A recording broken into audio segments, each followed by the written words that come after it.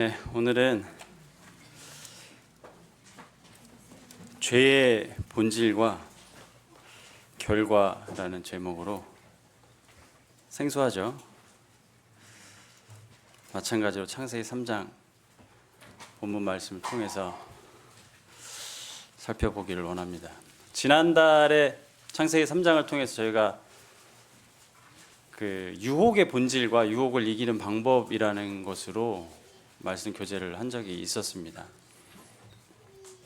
어떤 내용인지 다들 기억하고 계시죠? 그래도 몇 분 대답해 주시네요. 그때 제가 질문을 하나 드렸었는데 아마 들으시면 기억이 날 것 같아요. 그때 제가 드렸던 질문이 사탄의 유혹이라고 하는 것에 대해서 좀 성경 말씀을 통해서 저희가 교제를 했었는데, 근데 근본적으로 우리가 왜 유혹에 넘어지면 안 되는가에 대한 질문을 드렸었습니다. 기억하시나요? 제가 답을 드린 적은 없어요. 답을 드린 적은 없고, 오늘은 이제 다른 질문을 해보겠습니다. 이제 같은 맥락인데요. 우리가 유혹에 넘어지면 죄를 짓게 되잖아요. 우리가 왜 죄를 지으면 안 될까요? 그리스도인으로서 왜 죄를 지으면 안 될까요? 죄를 짓고 살아도 상관이 없다면 유혹에 넘어져도 괜찮은 거 아닌가요? 왜 죄를 짓고 살면 안 되는지에 대해서 우리가 생각을 해볼 필요는 있습니다. 조금 현실적인 질문을 해볼게요.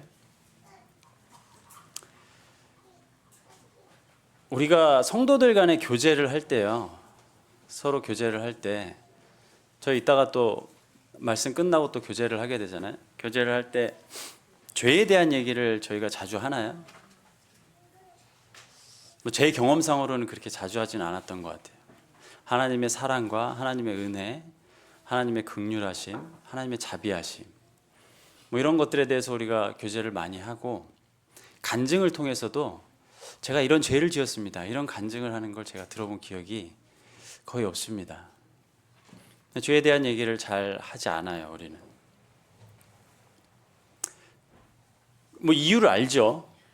이유를 잘 알고 있습니다. 우리의 죄의 문제가 정말 완벽하게 해결되었기 때문에 우리가 그 죄의 문제를 계속해서 자주 이렇게 언급해서 성도들 간의 교제 시간에 이야기를 할 필요가 있는지는 사실 저도 그렇게 공감하는 부분은 아닙니다.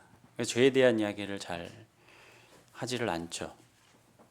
우리가 죄에 대한 이야기를 그리스도인으로서 언제 많이 하냐면요, 하나님을 모르는 분들에게 모든 인간은 죄인입니다 라고 이야기를 할 때 죄에 대한 이야기를 합니다. 그리고 본인이 죄인이 아니라고 생각하시는 분들에게, 그리고 정말 착하게 살아오신 그런 분들에게 우리가 욕심을 내보신 적은 없는지, 혹시 다른 사람을 미워해 본 적은 없는지, 이런 이야기들을 합니다. 거기서의 대답이 저는 한 번도 욕심을 내본 적도 없고요, 다른 사람을 미워해 본 적도 없습니다 라고 나오는 사람은 없거든요. 그리고 이제 우리가 그것을 정죄하죠. 당신은 죄인입니다 라고. 근데 되게 아이러니하지 않습니까? 그리스도인들은 욕심도 내고 살고 다른 사람도 미워하고 살고 있는데, 하나님을 모르는 분에게 당신 욕심 내본 적 없습니까? 다른 사람 미워해 본 적 없습니까? 라고 얘기를 하면서 당신 죄인입니다 라고 얘기를 해요. 그 죄의 문제 해결하셔야 됩니다 라고 얘기를 해요. 정말 아이러니하지 않습니까? 우린 다 그렇게 살고 있으면서 그렇게 살고 있는 사람에게 그 죄의 문제를 해결해야 된다고 정말 강력하게 주장합니다. 그리고 우리가 그런 과정을 통해서 구원받으신 분들도 있을 거예요. 죄의 문제가 우리에게는 사실 현실이에요. 구원받은 그리스도인들에게는 현실입니다. 그런데 아닌 것처럼 살아요. 그게 현실. 왜냐하면 죄의 문제가 다 해결이 되었기 때문에. 이게 그리스도인에게 있어서 죄의 문제입니다.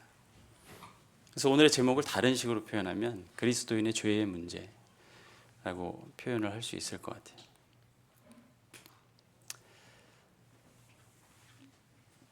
우리가 제가 개인적으로 여쭤보겠습니다. 죄가 무엇인가요? 아마 다들 답을 가지고 계실 거예요. 우리가 성경의 본문을 통해서 그것을 또 볼 생각인데, 죄가 무엇인지를 모르면 내가 죄를 짓는지 안 짓는지 알 수가 없습니다. 그래서 하나님을 모르는 분들은 죄인이라고 인정을 하지 않는 거예요. 죄가 무엇인지를 모르기 때문에요. 모든 사람이 미워하는 그 마음을 가지고 살아가고 있기 때문에 그 마음의 문제를 죄로 생각하지 않습니다. 모든 사람이 욕심을 내는 삶을 살아가기 때문에 이 마음의 문제를 죄로 생각하지 않는 거예요. 그래서 그들은 죄인이라고 생각하지 않습니다. 근데 우리가 그것을 들춰내 주는 거죠. 성경 말씀을 통해서. 그런 과정을 통해서 죄인임을 인정하기도 하고 또 혹은 거부하기도 하는 겁니다. 그러니까 죄가 뭔지를 모르면 우리는 우리 스스로가 어떤 죄를 짓고 있는지 알 수 없습니다. 죄가 무엇인지를 알아야 돼요. 아마 대부분의 성도님들이 나는 죄가 무엇인지 알고 있다라고 생각하실 거예요. 그럼 제가 질문을 이렇게 해보겠습니다. 성경을 읽지 않는 것은 죄입니까? 기도를 하지 않는 것은 죄인가요? 그리스도인들에게? 뭐 답이 다를 수 있을 것 같아요. 근데 만약에 이것을 죄라고 생각하신다면 성경을 읽고 기도를 하실 거예요. 그런데 이것이 그리스도인으로서 성경을 많이 읽고 기도를 자주 하면 좋다라고 생각을 하시는 분들은 성경을 읽으려고 하거나 기도를 하려고 노력하진 않을 겁니다. 죄는 아니거든요. 현실적인 생각이잖아요. 그러니까 내가 성경을 읽지 않는데 내가 지금 죄를 짓고 있어 이렇게 생각하기가 어렵잖아요. 그래서 설령 성경을 읽지 않는 것을 죄라고 우리가 생각한다고 한들 그럼 얼마나 자주, 얼마나 많이 읽어야 내가 죄를 안 짓는 것일까? 이런 생각을 하게 되거든요. 다음 질문으로. 항상 기도하라라고 얘기하셨는데 사람이 항상 기도할 수 없으니까 이 항상 기도하라는 하나님의 명령을 어기는 것은 죄가 아닌 거예요. 항상 기도하는 사람은 없으니까요. 사무엘이 기도하기를 쉬는 죄라는 표현을 쓴 적이 있잖아요, 성경에서. 어쨌든 기도하지 않는 것 자체를 나의 그리스도인의 생활 가운데 죄라고 인식을 하게 된다면 그것에 대해서 기도하는 방향으로 나아가고자 하는 노력을 하게 될 겁니다. 이게 현실적으로 우리가 죄가 무엇인지를 다 알고 있다고 생각하지만 아닐 수 있어요. 한번 창세기 3장 본문을 읽어보겠습니다. 3장, 지난달에는 3장 1절부터 7절이었는데요. 이번 달에는 7절부터 19절입니다.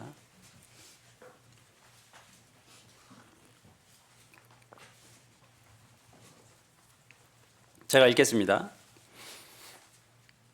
이에 그들의 눈이 밝아져 자기들이 벗은 줄을 알고 무화과 나무 잎을 엮어 치마로 삼았더라.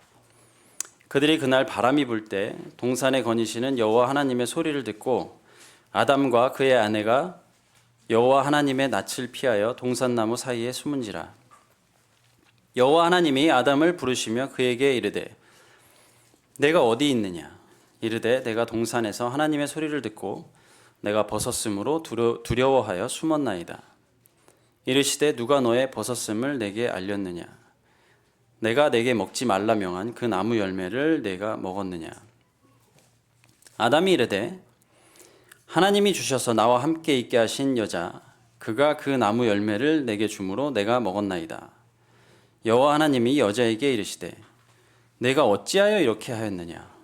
여자가 이르되 뱀이 나를 꿰므로 내가 먹었나이다. 여호와 하나님이 뱀에게 이르시되 내가 이렇게 하였으니 내가 모든 가축과 모든 짐승보다 더욱 저주를 받아 배로 다니고 살아있는 동안 흙을 먹을지니라. 내가 너로 여자와 원수가 되게 하고 내 후손도 여자의 후손과 원수가 되게 하리니 여자의 후손은 내 머리를 상하게 할 것이요 너는 그의 발꿈치를 상하게 할 것이니라 하시고 또 여자에게 이르시되 내가 내게 임신하는 고통을 크게 더하리니 내가 수고하고 자식을 낳을 것이며 너는 남편을 원하고 남편은 너를 다스릴 것이니라 하시고 아담에게 이르시되 내가 내 아내의 말을 듣고 내가 네게 먹지 말라 한 나무의 열매를 먹었은즉 땅은 너로 말미암아 저주를 받고 너는 내 평생에 수고하여야 그 소산을 먹으리라. 땅이 내게 가시덤불과 엉겅퀴를 낼 것이라. 내가 먹을 것은 밭의 채소인즉 내가 흙으로 돌아갈 때까지 얼굴에 땀을 흘려야 먹을 것을 먹으리니 내가 그곳에서 취함을 입었습니다. 너는 흙이니 흙으로 돌아갈 것이니라 하시니라. 이해가 잘 되시죠? 자주 읽으셨던 성경 말씀일 거고요. 어렵지 않게 이해가 되실 겁니다. 하나님께서 창세기 2장에서 아담에게 하지 말라고 한 것이 딱 하나가 있었습니다. 선악을 알게 하는 나무의 열과를 먹지 말라고 하셨어요. 우리가 이제 하나님을 모르는 분들에게 이런 질문을 자주 듣잖아요. 왜 하나님께서 선악과를 만드셔서 굳이 선악과를 만드셔가지고 그런 죄를 짓게 이렇게 하셨을까? 뭐 이런 질문을 많이 받잖아요. 이 선악을 알게 하는 나무를 먹지 말라고 명한 이 명령은 하나님과 아담과의 관계 형성에 아주 큰 영향을 미칩니다. 하나님께서 하지 말라고 하신 거예요. 제가 여기 계신 성도님들하고 서로 아무런 관련이 없다면 성도님들이 어떻게 살아가는지 저는 아무런 관심이 없을 겁니다. 관계 형성이에요. 어쨌든 그 관계 형성을 위해서 딱 한 가지 하지 말라고 하신 것이 이 선악과를 먹지 말라는 것이었어요. 근데 아담과 하와가 사탄의 유혹에 넘어가서 이 선악과를 먹었죠. 이것을 우리가 원죄라고 불러요. 죄의 원천이다. 그래서 원죄라고 부르죠. 창세기 3장에는 우리가 지금 읽은 본문에도 이 아담과 하와가 선악과를 먹은 것이 원죄라고 설명하고 있지 않습니다. 그렇지만 성경 전체의 내용을 보고 또 로마서라든가 신약의 내용을 볼 때 이것으로 인해서 죄가 세상에 들어왔다라는 것을 설명해 주고 있어요. 그래서 죄가 무엇이냐라는 질문을 하게 될 때 우리는 이 아담과 하와의 원죄로부터 그 정의를 찾아낼 수 있다는 겁니다. 그러니까 죄가 뭐냐라고 하면 명확하게 이 창세기 2장과 3장에서 얘기한 것처럼 하나님께서 하지 말라고 한 것을 한 것이에요. 그것이 죄입니다. 죄의 시작은 그것으로부터 나왔어요. 하나님께서 하지 말라고 한 것, 이것을 하는 것이 죄입니다. 제가 묻겠습니다. 지금 오늘날 21세기를 살아가는 우리에게 하나님께서 하지 말라고 한 것이 무엇입니까? 어마어마하게 많습니다. 성경을 읽으셔야지 알 수 있어요. 그럼 하나님께서 하라고 한 것은 얼마나 될까요? 네, 어마어마하게 많습니다. 성경을 읽으셔야지 알 수 있어요. 하나님께서 하라고 한 것과 하지 말라고 한 것, 이것을 지키지 않는 것이 죄입니다. 이것이 교회 밖에 있는 사람들에게 죄는 법을 어기는 것이 죄지 그것이 죄가 아닙니다라고 얘기할지 모르겠어요. 교회 안에 있는 우리에게 죄는 교회 밖에 있는 사람들이 생각하고 있는 죄를 포함하여 그 이외로 더 있다는 것입니다. 하나님께서는 법을 지키라고 얘기하셨어요. 그렇기 때문에 우리는 법을 지켜야 합니다. 그래서 그것을 어기는 것은 죄예요. 물론 국가별로 법이 상이하지만 어쨌든 그 법을 대한민국 국민으로서 지켜야 되는 것이 그리스도인으로서 죄를 짓지 않는 길입니다. 근데 거기에 추가로 더 많이 있는 거죠. 죄가 무엇이냐라고 이렇게 정의를 할 때 우리는 명확한 성경의 정의를 알 수가 있는 것입니다. 이건 모든 인간에게 동일해요. 아담과 하와가 인간의 조상이기 때문에 모든 인간에게 동일합니다. 내가 하나님을 믿지 않는다고 해서 그것이 죄가 안 되는 게 아니에요. 죄가 됩니다. 현실적으로 생각해 보겠습니다. 1960년대 이후로 이 세상은 포스트 모더니즘이라고 하는 철학 사상이 들어와서 아직까지 그게 사라지지 않았어요. 원래 인간은 철학을 추구하는 사람들인데 그래서 과거에는 어떻게 이 철학이라고 하는 것을 추구했냐면 정말 진리가 뭔지, 진짜가 뭔지 이걸 알아야 된다, 인간으로서. 이것이 첫 번째 질문이었어요. 정말 이 세상을 우리가 살아갈 때 진짜, 이것은 진짜고 이것은 저것은 가짜다라고 했을 때 이 진짜가 뭔지를 알아야 된다. 이게 철학을 추구하는 첫 번째 질문이에요. 근데 두 번째 질문이 뭐냐면 우리가 어떻게 그것을 알 수 있는가? 이게 두 번째 질문이에요. 그래서 진짜가 뭐고 이것을 어떻게 알 수 있는지에 대한 답을 인류가 찾아냈어요. 그럼 그 다음은 뭐냐면 그래서 우리가 어떻게 살아갈 것인가? 까지가 이제 철학 사상입니다. 그런데요, 포스트 모더니즘 이전에는 이것을 인류 전체가 찾았어요. 공통의 진리를 찾아서 함께 그것을 지키며 살아가는, 그걸 추구하고자 했던 겁니다. 그런데 1960년대 이후가 되면서 이게 달라지기 시작한 거예요. 이게 어떻게 달라졌냐면 그것을 내가 찾습니다. 내가 생각할 때 정말 진짜는 이거야. 그리고 내가 생각할 때 이 진짜는 이렇게 알 수 있어. 그래서 내가 생각할 때 난 이렇게 살 거야. 라고 하는 게 포스트 모더니즘의 핵심이에요. 우리가 개인주의로 흔히 알고 있죠. 근데 개인주의는 약간 다르긴 합니다. 이 포스트 모더니즘 자체는 철학 사상이기 때문에 내가 가진 가치관과 진리를 내가 추구하고 내가 세우겠다는 그 사상입니다. 그러니까 이 하나님을 모르시는 분이 신은 존재하지 않는다. 어떻게 알 수 있느냐? 신이 존재한다는 것을 내게 증명한 사람이 없다. 그렇기 때문에 나는 하나님을 믿지 않겠다. 이게 철학 사상이 되는 거예요. 허점이 없습니다. 이 사람에게 아니다. 하나님은 존재한다. 저 수많은 사람들을 봐라. 역사 속에 하나님을 믿어왔던 수많은 그 사실들을 기억해 보아라 라고 얘기하는 것 따위는 전혀 설득이 안 되는 거예요. 그래서 이건 동일합니다. 내가 생각할 때 이것은 죄가 아니다 라고 생각하면 죄가 아닌 거예요. 근데 교회 안에서는 어떻습니까? 교회 안에서의 개인주의를 우리가 어떻게 이해를 하고 있죠? 다양한 생각들을 하실 수 있을 거예요. 지금 내가 해야 될 일은 이것이니까 교회가 이쪽 방향으로 가고 있더라도 저는 이 일을 하겠습니다.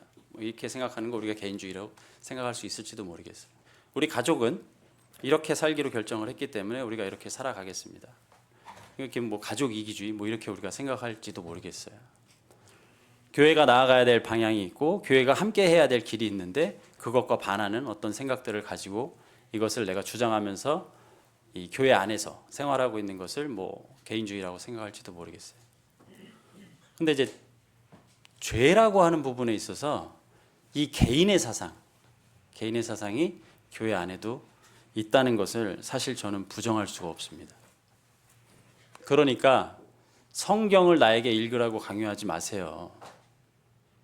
제가 알아서 읽겠습니다. 라고 하는 분에게 형제님, 자매님 성경을 읽지 않으시면요. 이런 생활을 하게 됩니다라는 게 설득이 안 돼요. 나의 생각과 나의 사상이 자리 잡혀 있기 때문에 더 이상 우리가 교회 안에서도 우리 함께 이 길을 가보자라는 게 설득이 잘 안 됩니다. 이게 죄의 문제도 그러니까 교회 안에서 성도들 사이에서도 죄가 무엇이고 이 죄가 어떤 결과를 초래하는지에 대한 생각이 다 다른 거예요. 그러니까 우리가 함께 이 길을 가보자가 이제 잘 안 되는 거죠. 근데 죄가 성경에서 얘기한 이 아담과 하와가 하나님께서 하지 말라고 한 것을 한 것이 죄라고 우리 모두가 동의한다면요. 성경 말씀을 우리가 놓고 이야기할 때는 당연히 회개를 해야 돼요. 그것은 죄이기 때문에. 그런데 그렇게 됩니까? 제가 어떤 형제님을 미워하게 됐어요. 이 형제님이 저만 보면 괴롭히는 거예요. 그래서 이제 미워하게 됐어요. 근데 이 제가 미워하는 이 형제님이 저한테 성경 말씀을 주고 미워하는 거 살인이다. 그럼 제가 어떤 반응을 보이는 게 맞을까요? 저의 반응이 내가 이 형제님 정말 미워 죽겠는데 이 형제님 저에게 와서 내가 그 당신을 미워한다는 걸 알고 그 성경 말씀을 미워하는 것은 살인이라고, 당신은 살인죄를 짓고 있습니다, 이렇게 얘기하면 제가 어떻게 반응하는 것이 맞을까요?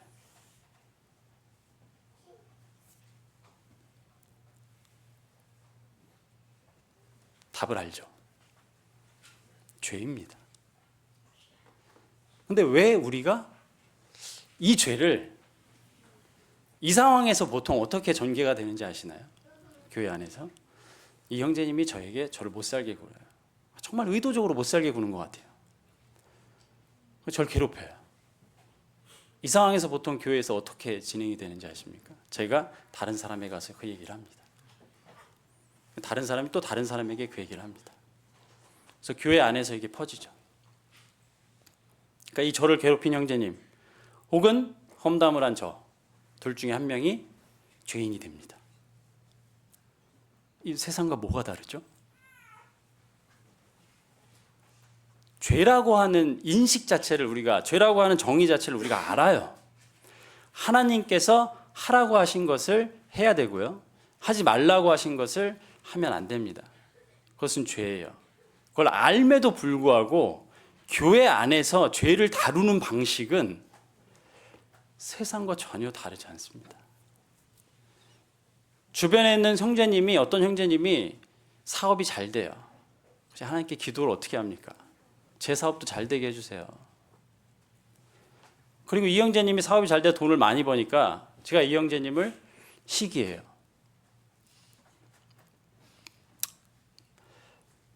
교회 안에 없습니까 이게?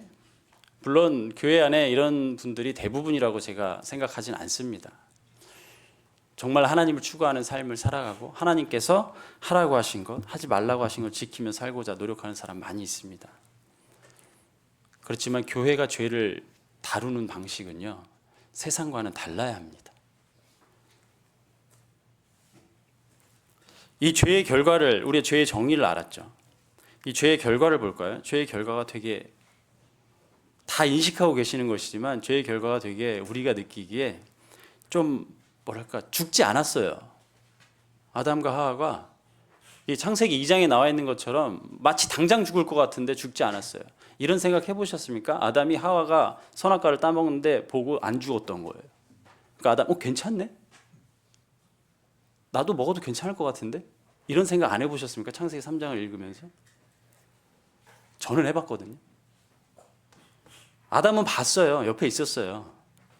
심지어 창세기 3장을 공부해 볼 때 뱀이 하와에게 가서 얘기한 게 아니라 너희라고 얘기를 했어요. 그러니까 아담이 뱀이 하와를 유혹할 때부터 거기 있었다라고 해석을 하는 게 저는 맞다고 믿습니다. 그러니까 아담은 그 모든 과정을 보고 있었어요. 근데 하와가 선악과를 먹는 과정까지 다 지켜보고 있다가 먹었는데 죽지 않았어요. 그러니까 안 죽는구나 생각을 하고 아담도 먹었을 가능성, 저는 뭐 없다고 생각하진 않습니다. 어쨌든 먹었어요. 아담도 안 죽었죠. 죽음을 어떻게 정의하느냐에 따라 우리가 다르게 생각할 수 있겠지만, 그런데 나타난 결과는 참 희한합니다. 아담과 하와가 그토록 좋아했던 하나님을 두려워하고 숨었어요. 이게 죄의 첫 번째 결과입니다. 죄의 결과는요, 하나님으로부터 멀어지는 것입니다. 죄를 짓고 살아도 괜찮아요, 그리스도인이. 당장 우리 오늘 예배 시간에도 말씀을 통해서 들었잖아요. 당장 우리의 죄가대로 갚으시진 않습니다. 그래서 그리스도인들이 죄를 짓고 살아도요, 옆에 그런 죄를 짓고 사는 남편과 아내를 보고 있어도 뭐 큰 불이익을 당한다거나 뭐 그렇지가 않아요. 그러니까 죄를 짓고 살아도 괜찮다고 생각합니다. 그런데요, 죄를 짓고 살면 살수록 하나님과는 점점 멀어집니다. 그걸 우리가 인식하지 못한 채 어느덧 하나님과 이렇게 가깝게 살고 있었는데 어느덧 이렇게 멀어져 있는 걸 이때 돼서 알게 돼요. 그리고 이제 다시 가려고 노력을 하는 사람도 있고요. 여기서도 괜찮아요. 그래서 계속 죄를 짓고 더 하나님과 멀어지는 삶을 가게 되는 것입니다. 아담과 하와가 죄를 짓고 난 결과는 하나님으로부터 멀어지는 결과를 초래했어요. 두 번째 결과가 있습니다. 하나님이 물었죠, 아담에게. 어디 있느냐? 그러니까 두려워서 숨었다고 얘기를 했죠. 벗어가지고 두려워서 숨었다고 얘기를 했어요. 그래서 선악과를 먹었냐고 물어보니까 아담이 대답을 합니다. 뭐 안 먹었다고는 대답하지 않았죠. 이때 아담이 어떻게 대답을 했어야지 맞을까요? 뭐 대충 알죠, 우리가. 하나님 잘못했습니다. 제가요, 참 그 하나였는데, 하지 말라고 하신 거 하나였는데 제가 그것을 범했습니다 라고 대답을 했었어야지 더 맞았을 거예요. 근데 아담이 어떻게 대답합니까? 아니, 저 여자가 줘서 먹었는데요, 사실 저 여자는 당신이 줬잖아요. 이 아담의 대답이에요. 그러니까 아담의 대답은 뭐냐면, 하나님 당신 때문에 내가 선악과를 먹었습니다. 이 죄의 결과예요. 인정하지 않고요, 책임을 돌려요. 하와는 어떻게 대답했습니까? 저 뱀 때문에 내가 먹었다고. 똑같죠? 죄를 인정하지 않고요, 책임을 돌립니다. 우리가 교회 안에서는 어떻게 얘기하죠? 아, 형제님 이렇게 다른 성도를 이렇게 미워하고 그래. 그러면 우리가 뭐라고 대답을 합니까? 야, 너도 내 입장 대봐. 넌 나보다 더 할걸. 이렇게 반응하잖아요. 나에겐 책임이 없는 거예요. 항상 내가 지은 죄에 대해서는 나에겐 책임이 없는 거예요. 그게 사람입니다. 근데 이게 죄의 결과라고요. 이게 죄의 결과입니다.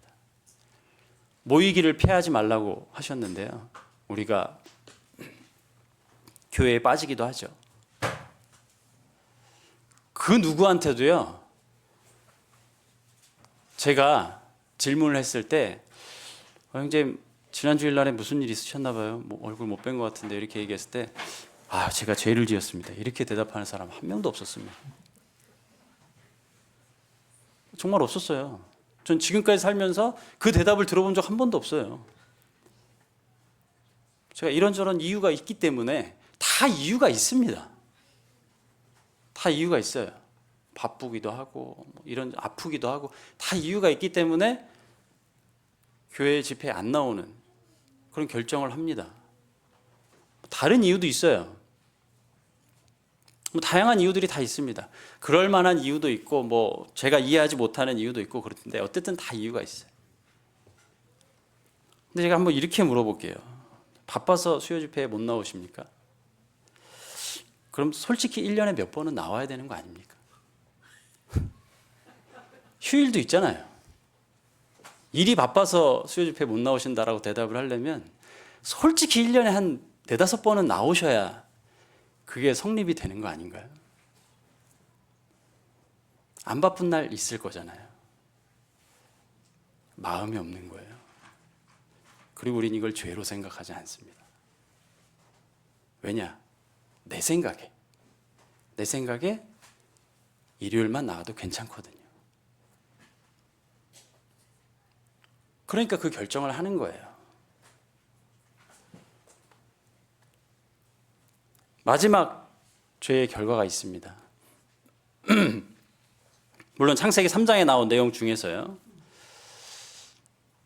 아담과 하와에게 고통을 주셨어요. 그래서 아담은 이제 땀을 흘려야 이제 땅의 소산을 먹을 수 있는 고통이 더해졌고요. 이제 하와는 임신과 해산의 고통이 더해졌습니다. 이 죄의 결과입니다. 그리고 지난 수천 년 동안 이 죄의 결과는 달라지지 않았습니다. 세상이 아무리 개발이 되고 마치 디지털로 모든 것이 빨라지고 모든 것이 가능한 것처럼 보이는 지금 이 세상에도요, 이 죄의 결과는 달라지지 않았습니다. 우리는 땀을 흘려야, 노력을 해야 먹을 수 있고요. 고통 가운데 해산을 해야 되는 겁니다. 이 죄의 결과는 달라지지가 않았어요. 이게 조금 더 현실적으로 이 성경 말씀 우리가 적용을 해봐야 되잖아요. 조금 더 현실적으로 생각을 해보자고요. 제가 이제 앞에서 드렸던 그런 이 예처럼 성경을 읽지 않는 것을 우리가 죄라고 생각을 해야 된다, 이렇게 주장하고 싶지는 않습니다. 그렇지만 사탄의 유혹을 이기기 위해서도 우리가 성경을 읽어야 되고, 죄가 무엇인지를 알기 위해서도 우리가 성경을 읽어야 돼요. 그러니까 죄를 지으면서 하나님과 점점 더 멀어지는 삶을 살겠다라고 내가 결정하지 않는 한 성경을 읽으셔야 되는 거거든요. 기도를 하셔야 되는 거거든요. 그럼 제가 오늘 주일이라서 이곳에 다 나오셔서 우리 함께 예배를 드렸잖아요. 우리 성도님들에게 이렇게 질문을 해보겠습니다. 일요일 날 예수 그리스도의 그 보혈의 공로로 우리가 구원받은 것에서 참 감사가 되는 마음으로 일요일 날 나와서 하나님께 예배를 드리고 떡과 잔을 대하고 찬양을 하고 감사의 기도를 하고, 그런 우리가 저는 하나님과 점점 더 멀어지겠습니다 라는 생각을 가지고 살아갈까요? 그런 우리가, 저는 그렇게 믿지 않습니다. 그럼 뭘까요 도대체? 우리는 그렇게 생각하고 그런 결심을 하고 살지 않았어요. 점점 더 하나님과 멀어지는 생활을 난 할 거야 라고 결심을 하지 않고 살아가는데 왜 이 죄의 문제가, 그리스도인에게 이 죄의 문제가 이렇게 비현실적인 문제가 되었을까요?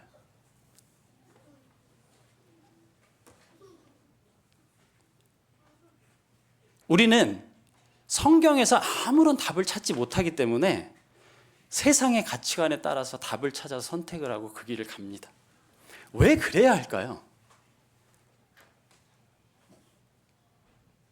제가 일전에도 설명을 드렸지만 이 직장을 갈지 저 직장을 갈지에 대한 답을 못 찾으니까, 성경에서 그것에 대한 답을 못 찾으니까 세상 사람들이 하는 이야기, 답을 찾으려고 하는 거죠. 성경에서 아이를 어떻게 키워야 될지에 대한 답을 못 찾으니까 오은영 박사님에게 가는 거죠.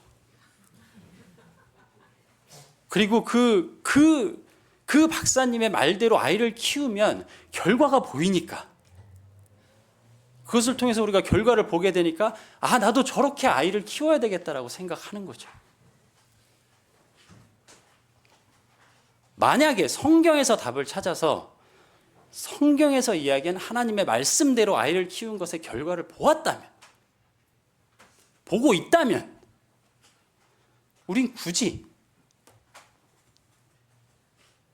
세상의 가치관을 찾을 필요가 없죠. 우리는 못 보고 있는 겁니다. 그러니까 교회 안에서 죄의 문제가 인식되지 않는 거예요.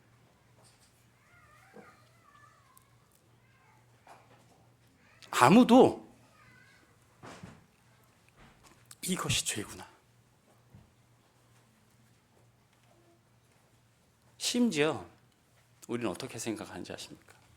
정말 놀랍게도요, 하나님께서 내 인생에 이것만 충족시켜 주시면 내가 교회 열심히 다니고 하나님을 잘 섬기겠다라고 얘기를 해요.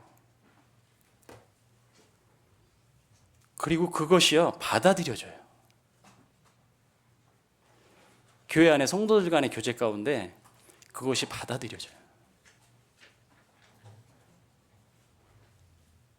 하나님께서, 나를 구원하신 하나님께서 왜 내 인생 가운데 이런 어려움을 허락하셨는지 이해가 안 돼서 나는 교회에 나갈 수 없다, 성경을 읽을 수 없다, 그 반대가 돼야 되는 거 아닙니까?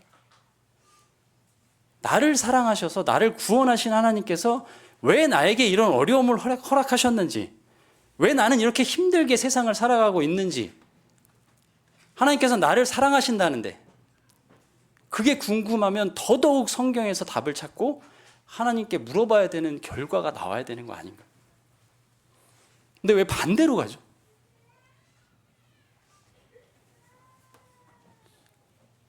그래서 그 답을 못 찾으니까 영적으로 성숙한 그리스도인에게 물어보는데 그 역시 답을 주지 않아요. 그러니까 성경에 답이 없다고 믿게 돼요. 그렇지 않습니다. 저는 이 세상의 모든 상황과 모든 결정 앞에 성경을 읽을 때 답을 찾을 수 있다고 믿습니다. 전 그래서 제가 하나님 믿는 거예요. 우리가 하나님 이 우주를 창조하시고 이 세상을 주관하시는 하나님께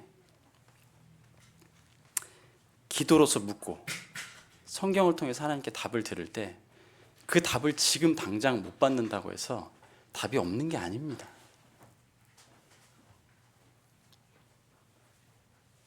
미련한 사람처럼 살면 안 돼요. 그리스도인이 일요일 날은 교회 나갔다가 평일 날에는 세상의 가치관대로 살았다가 다시 일요일이 되면 또 하나님께 기도하고 예배드렸다가 그렇게 살 이유가 하나도 없지 않습니까?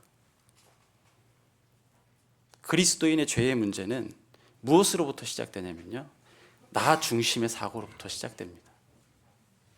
하나님 중심의 사고로 돌아가기만 하면요, 이 세상의 그 어떤 어려움도 우리에게 두려움이 되지 않습니다. 내 생각에는 이게 맞는 것 같은데 왜 교회 성도들은 이 내 생각대로 따라주지 않지? 나는 내 생각엔 이게 성경적인 것 같은데 이 나 중심의 사고방식에서요, 하나님 중심으로 돌아가지 않는 한 죄의 문제는 인식될 수가 없습니다. 하나님께서 하라고 하신 것, 하지 말라고 하신 것, 하나님의 뜻, 하나님의 성품, 이것에 반하는 모든 것은 다 죄입니다. 그리스도인이 너무나 수많은 죄를 짓고 살고 있기 때문에 그것이 죄가 아닌 것이 되는 게 아닙니다. 그 모든 것은 다 죄예요. 그래서 그리스도인의 죄의 문제를 생각할 때 내가 하나님과 가까워지는 삶을 살아야 되겠다라고 결심을 하신다면 성경을 보셔야 돼요. 죄가 무엇인지를 알아야 죄를 인정하고 회개할 수 있습니다.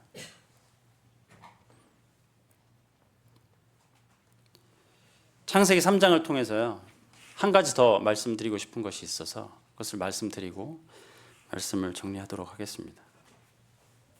아담에게 가셨죠, 하나님이. 내가 어디 있느냐? 숨었죠. 두려워서 숨었다고 대답을 했습니다. 누가 너에게 벗은 것을 알려줬느냐? 선악과를 먹었느냐? 물어봤죠. 하와에게도 가서 내가 왜 선악과를 먹었느냐? 물어봤죠. 뱀에게는 물어봤습니까? 뱀에게는 그 어떤 질문도 하지 않으셨어요. 바로 저주로 들어갔습니다. 그럼 또 한 가지, 아담과 하와가 이 죄로 인해서 받은 심판, 땀을 흘려야 되고 임신의 고통, 이것이 저주입니까? 창세기 3장을 보세요. 저주를 받은 것은 땅입니다. 아담이 아니에요. 아담과 하와는 하나님으로부터 이 죄로 인해서 그 어떤 저주도 받지 않았고요. 아담과 하와는 하나님으로부터 이 죄를 회개할 수 있는 기회를 부여받았고요. 이들은 죄를 통해서 하나님과 멀어지고 있었음에도 불구하고 하나님께서는 아담과 하와의 관계를 단절시키는 그 어떤 선택도 하지 않으셨다는 거예요. 우리는 계속 도망가고 있을지 모르겠지만, 하나님으로부터 멀어지고 있을지 모르겠지만 하나님께서는 계속해서 그 자리에서 기다리고 계신다는 거예요. 계속해서 우리에게 묻고 계십니다. 계속 그렇게 살겠니? 우리가 여기에서 돌아서서 하나님 쪽으로 향하는 삶을 살아가게 되면요, 인생의 모든 답을 찾아낼 수 있습니다.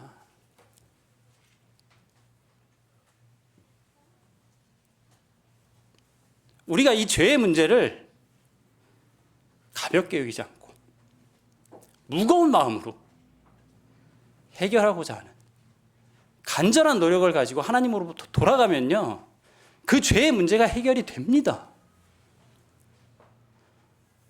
더 나아가서요, 오늘 우리가 예배 시간에도 들었던 것처럼 예수 그리스도께서 우리에게 주는 평안함을 우리의 인생 가운데서 하루하루 매 시간 매 초 경험하며 살아갈 수 있다는 겁니다.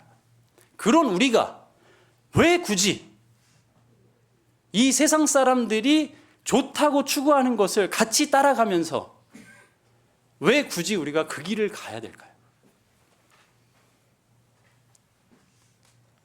하나님에게 질문을 하고 하나님에게 답을 듣고 하나님께서 주시는 평안함과 하나님께서 주시는 행복함과 하나님께서 주시는 사랑을 경험하면서 하나님의 자비하심과 하나님의 은혜를 만끽하면서 이 세상에서 살아갈 수 있는 것이 그리스도입니다. 우리는 이 죄로부터 떨어져서 죄로부터 하나님으로부터 더 가까워지고자 하는 그 노력을 하면서 살아가기를 원하는 사람들이에요. 그 삶 가운데 정말 진정한 행복이 있습니다. 교회 주변에 많은 성도들이 그렇게 살지 않아요? 중요하지 않습니다. 제가 이렇게 살다가는 세상에서 도태될 것 같은데 중요하지 않습니다. 저만 좀 가난하게 살 것 같은데 중요하지 않습니다. 무엇이 중요한지를 우리는 아는 사람들이. 제가 초반에 말씀드렸죠. 우리가 가진 철학 사상이 무엇입니까? 무엇이 진리입니까? 하나님이 진리이십니다. 어떻게 알 수 있습니까? 1차적으로 성경을 통해서 알 수 있고요. 역사 속의 하나님에서. 그리고 또 어떻게 알 수 있습니까? 나를 통해 알 수 있어요. 하나님이 진리라는 거에 대한 증거가 저예요. 저를 구원해 주셨잖아요. 그럼 어떻게 살아야 될까요? 진리를 알고 이 진리를 알 수 있는 방법을 알아요. 그럼 어떻게 살아야 될까요? 그 진리에 따라 살아가면 돼요. 그 길이 어려워 보입니까? 훨씬 쉽습니다.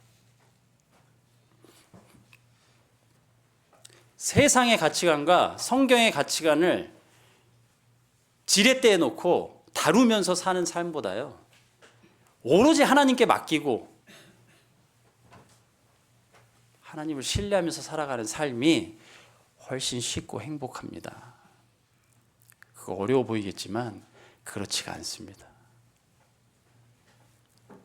그리고 이 훨씬 쉽고 행복한 길을 살아가는 것을 우리 교회가 같이 나아가는 것이 복음을 선포하는 것이에요.